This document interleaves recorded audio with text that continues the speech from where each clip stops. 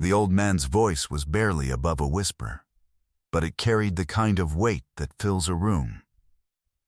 "Please," he said. "Please don't call anyone."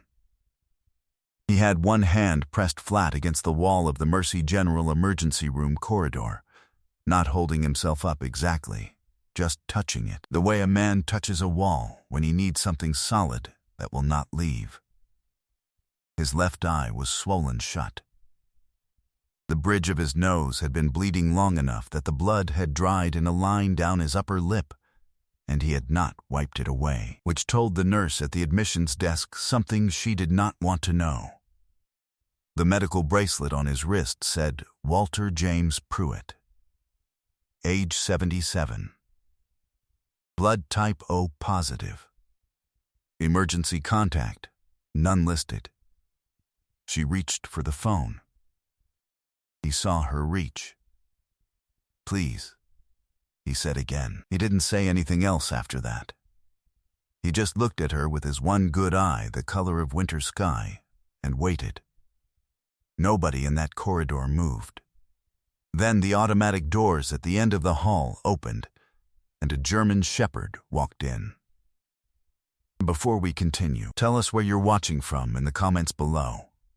If this story moves you, please subscribe and follow it until the very end. What you're about to hear will restore your faith in the people who still walk quietly among us. We read every single comment, and we want to know how far this story travels. Staff Sergeant Cole Reardon, United States Marine Corps, retired, was 38 years old and had been in Harlan County, Kentucky for exactly 11 days when the dog changed the direction he was walking. Cole was 6 feet even, built with the kind of efficiency that comes from years in the field rather than a gym. Broad shoulders, lean through the waist, with close-cropped brown hair and a jaw that had been set hard for so long it seemed to have found its permanent position. He had 2 small scars above his left eyebrow from a vehicle rollover outside Kandahar in 2018 that he rarely thought about anymore.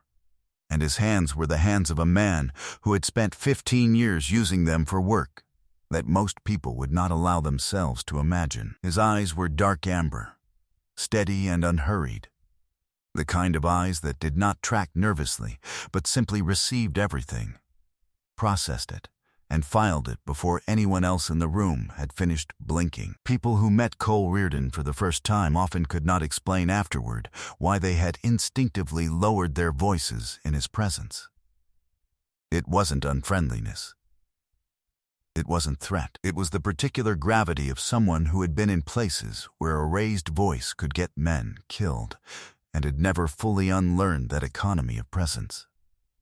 He had done 3 tours, 2 in Helmand Province, and 1 classified rotation in Syria he was not permitted to discuss in specific terms, only general ones, and had come home from the last with a shattered radius that had healed 90%, a combat action ribbon that he kept in a drawer, and a silence so complete that his sister had driven from Knoxville twice in the first year, just to sit with him on the porch and make sure he was still in there.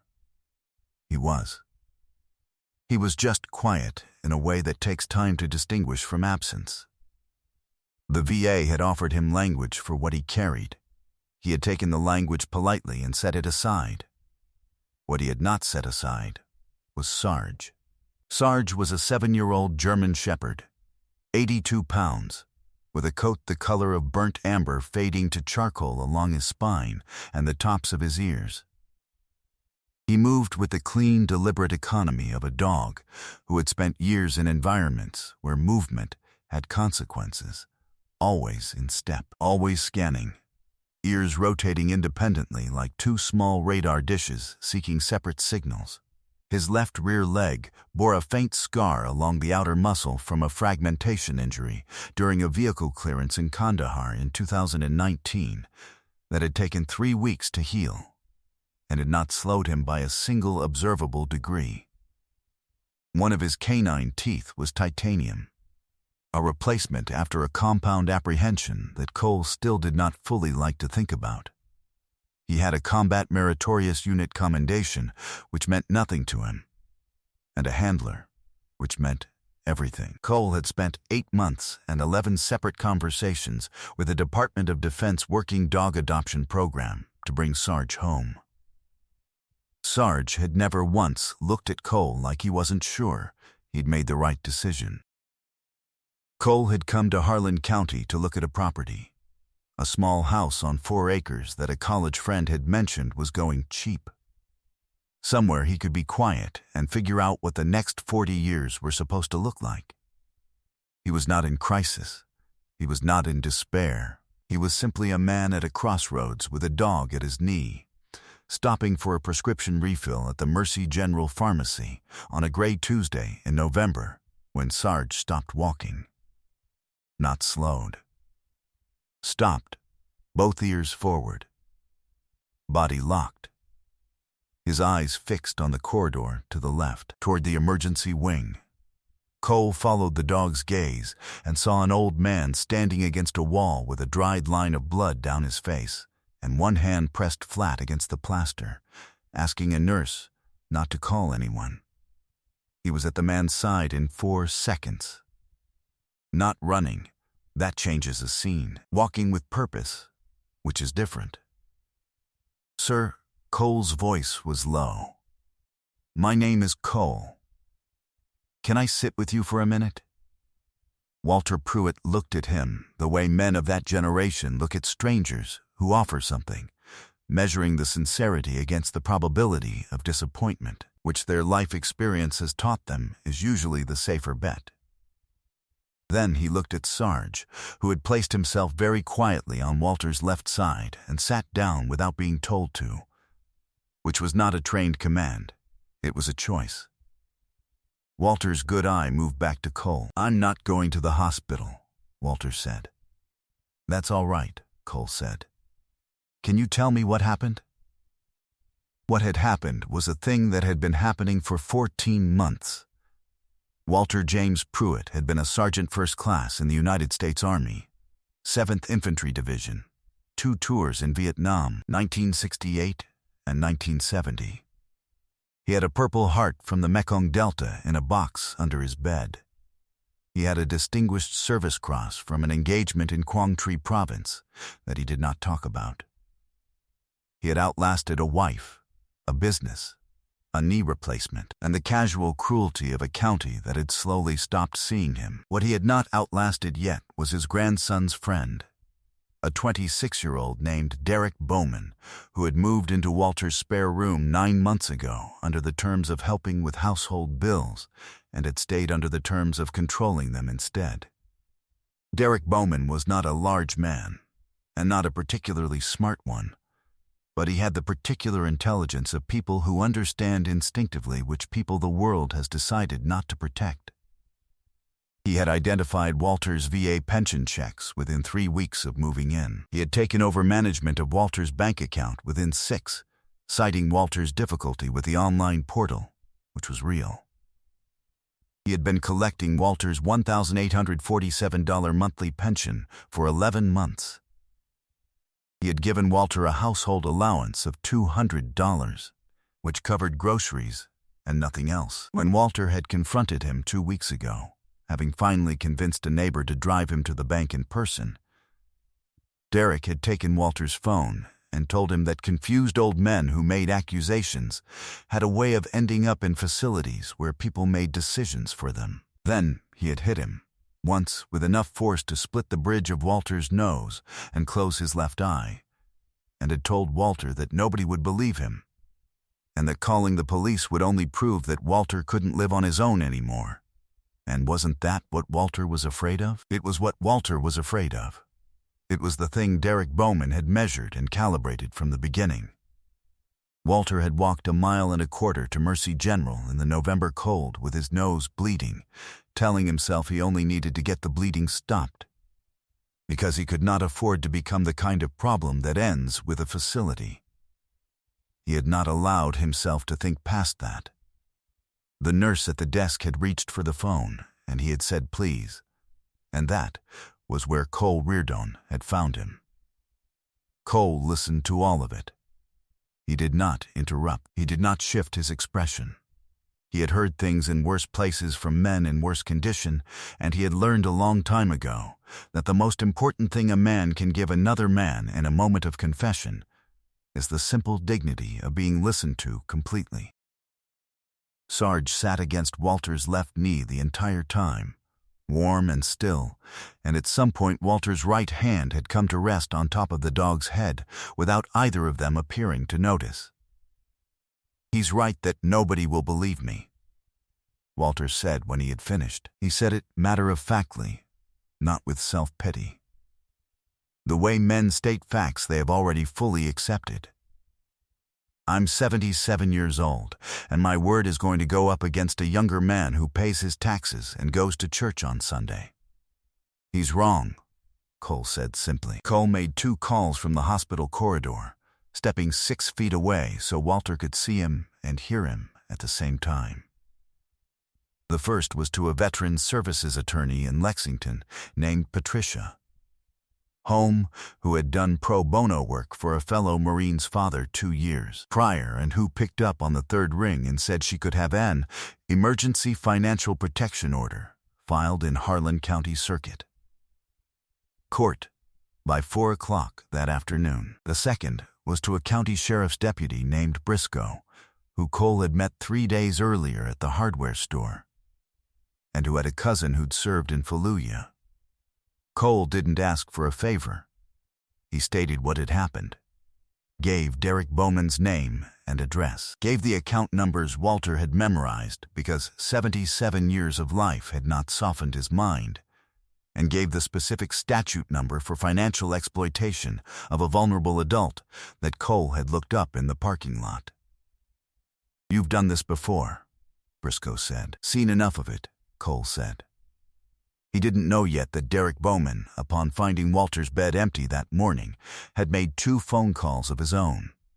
One to Walter's grandson, who he had carefully cultivated as an ally by telling him for months that Walter was becoming confused and difficult, and one to a family court attorney he had on retainer for exactly this kind of contingency. Derek Bowman had been planning for a challenge.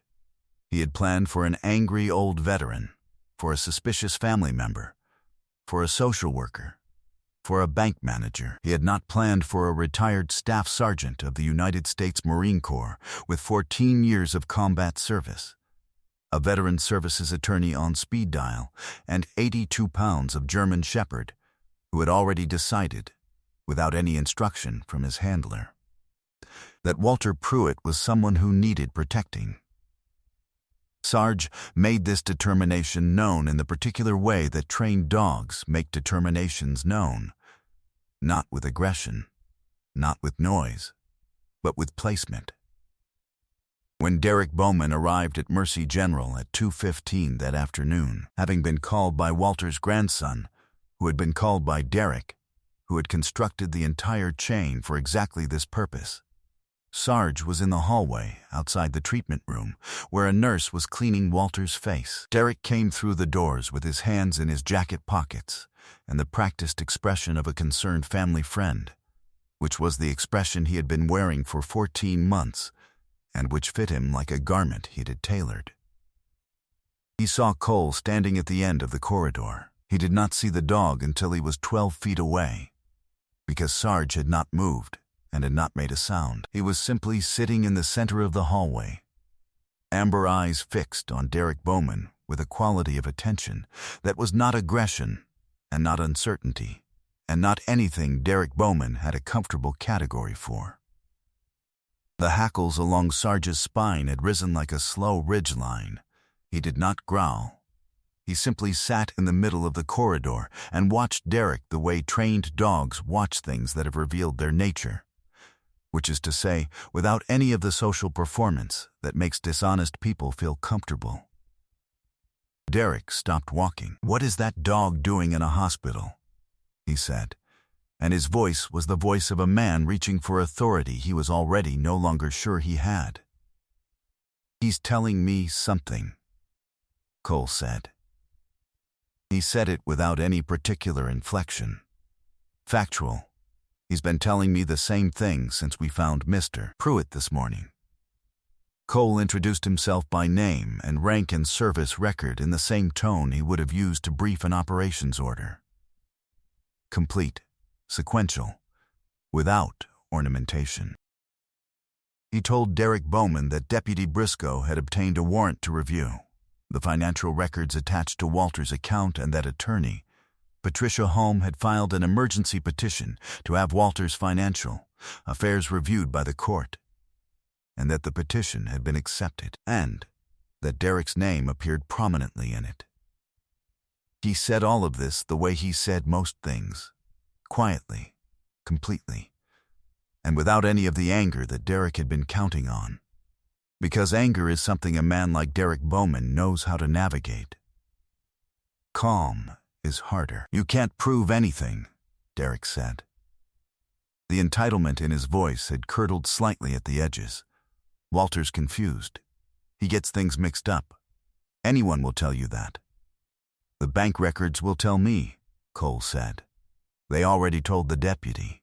His family, his grandson, is in that waiting room right now, Cole said. He came as soon as he understood what had been done to his grandfather. Not what you told him had been done, what the bank statements show was done. Cole paused. You want to go in and explain it to him yourself, or you want to wait for Deputy Briscoe? Derek Bowman left. He walked back out through the automatic doors and sat in his car in the parking lot for 23 minutes, and in that time Cole could see him through the window making phone calls that were not going well. Sarge watched the doors for 4 minutes after Derek left, then turned and walked back to the treatment room where Walter was, and lay down at the foot of the bed with his chin on his front paws and his eyes toward the door. Walter looked down at the dog. He know something I don't? Walter asked. He usually does, Cole said. Derek Bowman was arrested at his residence on Mineral Branch Road at 7:40 the following morning on a charge of financial exploitation of a vulnerable adult and felony theft by deception. A forensic audit of Walter Pruitt's accounts conducted over the following 6 weeks documented 11 months of unauthorized withdrawals totaling $19,847 from Walter's veterans pension and a further $4,200 from his Social Security account. Derek's attorney negotiated a guilty plea to a reduced charge that still carried mandatory full restitution, a 3-year suspended sentence with conditions, and a permanent financial exploitation registry entry that would follow Derek Bowman for the remainder of his professional life. He sold the truck Cole had seen him driving and moved to his sister's house in Tennessee that spring. His name was removed from every account connected to Walter Pruitt the same week he was arrested. 7 months after a Tuesday morning in November, Walter James Pruitt sat on the porch of a small house on 4 acres of land in Harlan County that a retired Marine had decided to stop looking at and start living on instead. Walter had his own room, the spare one, the same room he had asked for and that Cole had said yes to without pausing. And his Purple Heart was no longer in a box under a bed. It was in a frame on the wall beside a photograph of the Mekong Delta in 1968 that his grandson had found in a box in storage and had framed without being asked.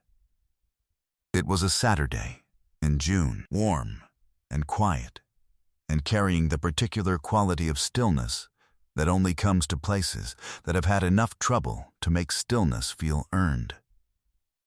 Walter had a cup of coffee.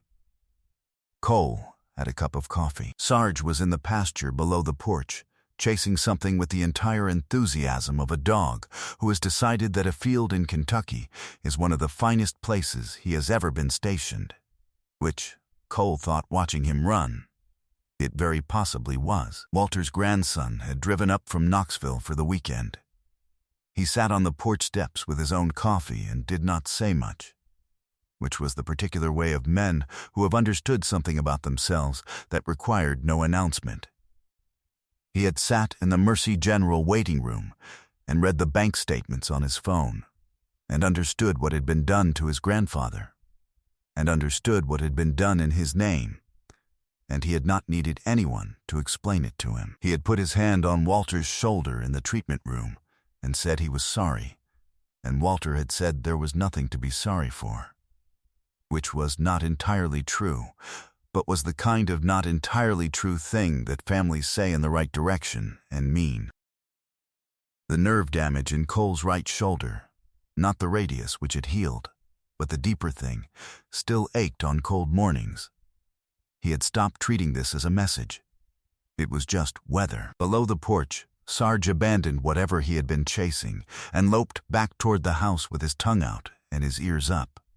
And Walter reached down from the porch chair and scratched the dog behind the notched ear without ceremony, the way men scratch dogs they have come to consider theirs. By the ordinary accumulation of mornings. Cole watched this and didn't say anything. He didn't need to. Some things are complete without narration. Sometimes miracles don't arrive as thunder from the sky. Sometimes they walk through automatic hospital doors. Because a dog went still in a parking lot, and a man who had learned to follow that stillness decided to turn left instead of right. God does not always send rescue in the forms we have been taught to recognize, or at the moments we believe we have finally earned it. He sends it through the unexplained loyalty of an animal who has no reason to sit beside a stranger's knee, except that something in the architecture of a good dog's soul will not allow a person in pain to go unwatched. We pass moments like Walter's more often than we will ever know. Someone holding a wall. Someone asking please. Someone who has survived wars and decades and grief and loss only to be undone by the one person who was supposed to be there. Sometimes, all it takes is one person who stops walking when the dog goes still and refuses to keep moving until the thing that is wrong has been made right. If this story touched your heart, share it with someone who needs a reminder that goodness still walks quietly among us. Leave a comment and tell us where you're watching from, and if you have ever known a veteran who was left to carry something alone that no one should carry alone. We would like to hear that too. Your story might be the thing that keeps someone else from walking past an old man holding a wall. If you believe in stories of service, loyalty, and the quiet courage of ordinary people, please subscribe to this channel so you never miss the next journey. May God bless you, protect your family, and keep you watchful for the ones who are standing in hallways asking please, because they deserve so much more than silence.